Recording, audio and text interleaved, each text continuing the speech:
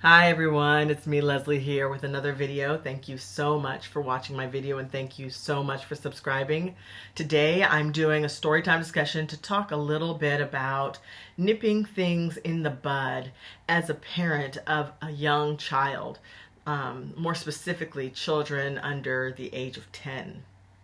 So recently I was in the local grocery store and all of a sudden I heard someone say, "What, Mom?" And I looked around. I was taken aback. I looked around, and it was a young boy. It looked like he was around 8 or 9 years old. And then I looked around to see if I could see his mom. And so I saw his mom coming towards him, pushing a basket, and the drama unfolded even more after that. After I saw her walking towards him, I was just thinking to myself, okay, she's got this. Let me just go about my business. I really had some other things I needed to do. And I went farther down into the store. And for the next 10 minutes, all I heard was yelling from this little boy. "No, Mom, no. Help me, somebody, help me." And the mom saying something like, "Come on, it's time to go. Come on, it's time to go." "No, I don't want to." And so on for the next 10 minutes. Mind you, I was all the way in the back of the store, and the mom and son were still at the front end of the store. And in my mind, I was just thinking to myself, oh my gosh, what's the dynamic between these two for things to be so hostile in the store? And next thing I knew, I was looking up, and in the row in front of me was the little boy, and all he was doing was combing through books on a shelf and saying, "No, Mom, no, Mom," while he was just casually browsing items on a shelf right in front of me. I almost couldn't even believe it. So I'm telling that story, and I guess eventually they left because I stopped hearing all the commotion.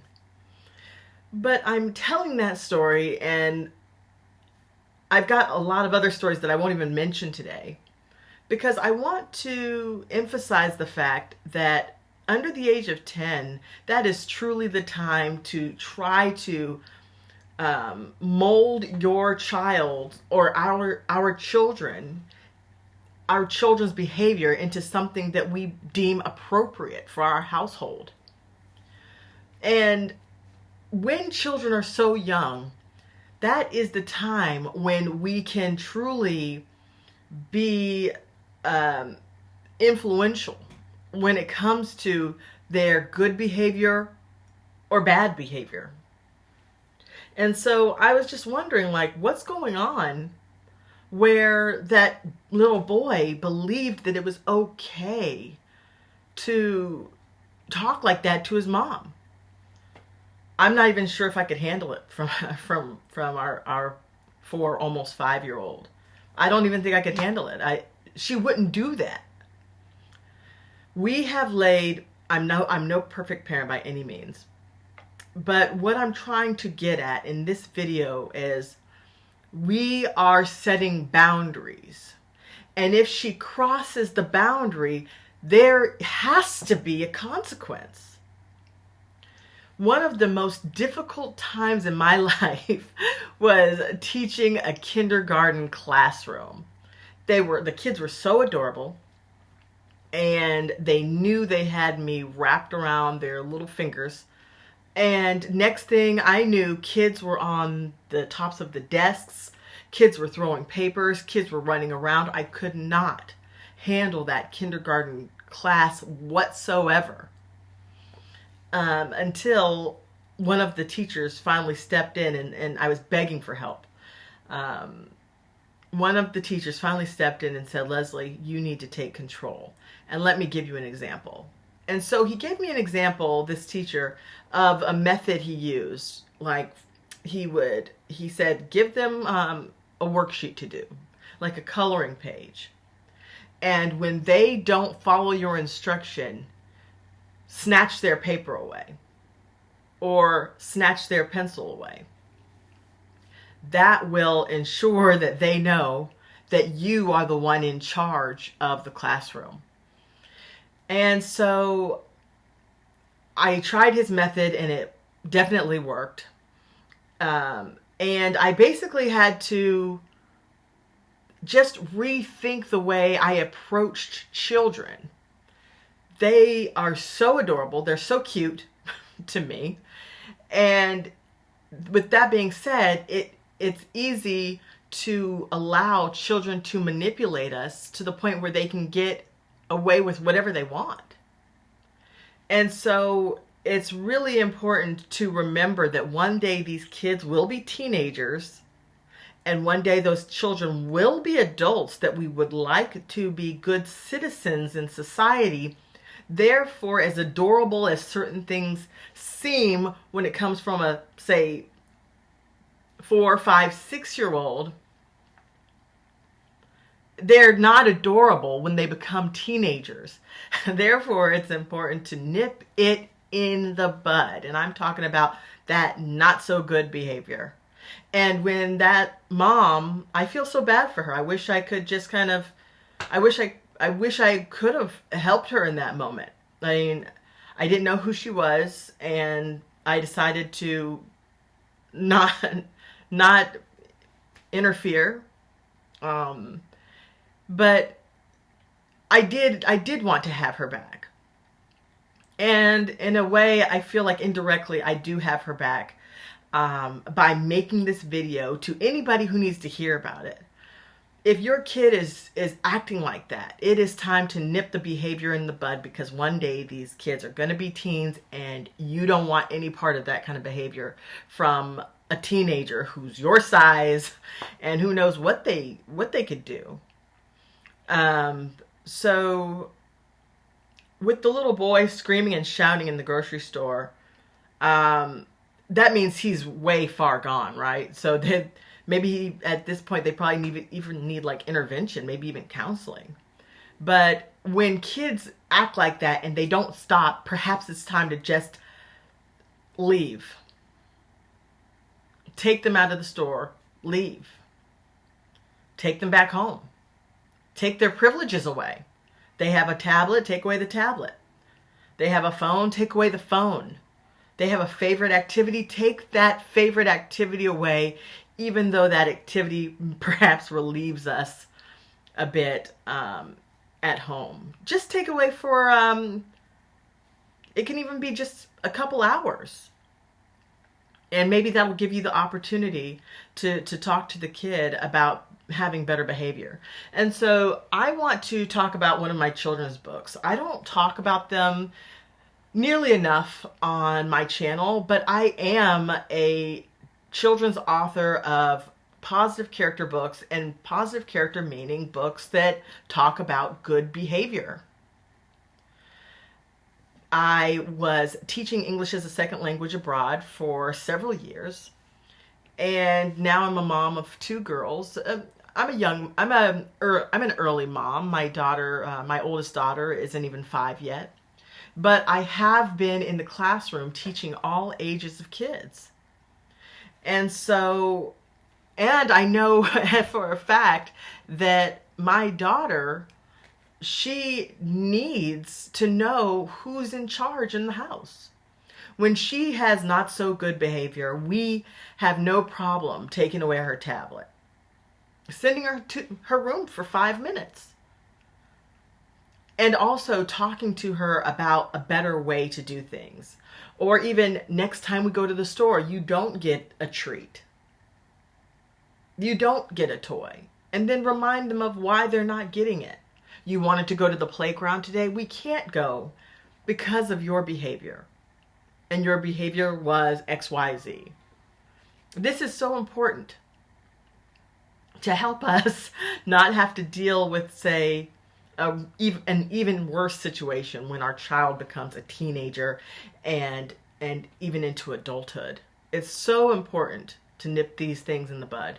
And this is one of my books. It's called A Boy's Guide to Becoming a Gentleman. And in the book, it just essentially says how do I become a gentleman? And it just goes through just really basic things that we should all be able to expect from our young ones. Gentlemen are helpful. And this says being helpful is when you make it easier to do a job. I'm being helpful when I sweep the floor. So kids should have chores. Did they make their bed today? If they didn't make their bed today, start making it a habit for your child to make their bed. That is very important. They need to learn how to straighten up their room every day and make their bed. And here's another one.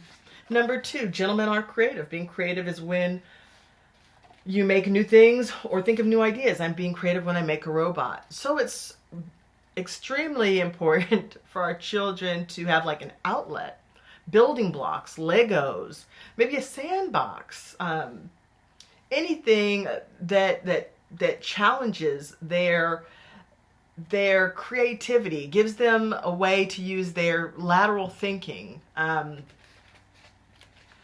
And let me do one more. Number 4, gentlemen are clean. Being clean is when you keep yourself and your surroundings clean. I'm being clean when I brush my teeth. Let's teach our children how to keep clean. Brushing our teeth every day is so important. And another one. Last one. Number 10, gentlemen are friendly. Being friendly is when you are helpful, when you are kind and helpful. I am being friendly when I play with everyone during recess. So when I was teaching English as a second language at a private school in Indonesia, they had a heavy emphasis on mindfulness. And so this is the book, Boy's Guide to Becoming a Gentleman. It's on Amazon.com. It's only $10, and it's a great help to help us remember what we should be having our children do, the basics. And it's a great teaching tool in the home. And it's a fun story. And it's got some coloring pages in the back. So go ahead and if you know a little one, or you have a little one, go ahead and grab yourself a copy. It's only $10 on Amazon.com. It'll really help in the home. I use it with my own, I used my books with my own daughter, Rosebud. I've got a few more, and they really help with instilling positive character behaviors. And so when I was teaching at a private school in Indonesia, I still remember they had a big emphasis on mindfulness. And the kids in my elementary school age classes were so wonderful. They all played with each other.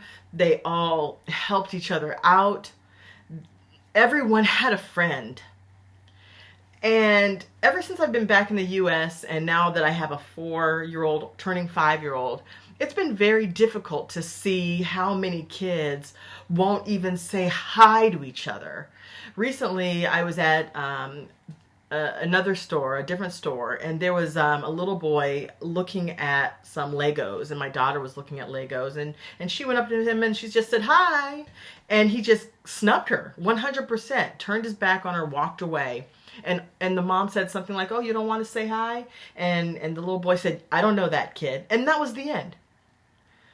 The mom didn't talk to him more than that. And I'm not saying that we can force our kids to do anything, but I am saying that it's our responsibility to help our kids be loving, kind, warm, welcoming to other kids. If I saw Rosebud snub another kid, I'd get down and talk to her and tell her why it's so important to be friendly and kind to other children. And that mom didn't do that. And I see that all the time, where parents are okay with their kid snubbing another kid. We all have a responsibility. We all have a responsibility to make sure that we are good citizens, and if we have children, that we are raising good citizens. It is a very important job. And there are resources out there that can help us. I definitely don't have the answers, but what I do know is that I'm trying to make sure I attempt to make it so that my life isn't a living hell when my daughter is a teen, when both of them are teens. I mean, perhaps there's no preventing that, I don't know. But I am making sure that she's a good kid now. When she does something she's not supposed to do, and I'm mainly talking about Rosebud because River's only 9 months old right now, but when our 4-year-old does something she's not supposed to do, there's a consequence. And if she's mean, there's a consequence. And if she doesn't say please, we remind her to say please. If she doesn't say thank you, we remind her to say thank you. We make sure she says excuse me. These are important things to do. So that's where I'm going to end this video today. Let's all of us parents of young children out there, let's remember it's so important to nip these things in the bud right now, because one day they are going to be teenagers, and we really want to ensure that our life isn't a nightmare when that happens. And one day, hopefully, they'll grow up to be adults and good citizens. That's the goal. We want to raise good people, and perhaps whatever naughty behavior they're doing right now at 4 or 5 years old, maybe that's funny to us or funny to some parents. But there's nothing funny about it when they become very unruly teenagers. So that's where I'm going to end this video today. Thank you all so much for watching. And remember, you can get a Boy's Guide to Becoming a Gentleman. I also have All the Beautiful Girls and several other books online at Amazon.com. It says by Leslie Marie Wheeler here at the bottom. That was my maiden name. And now my other books are under Leslie Marie Fatland.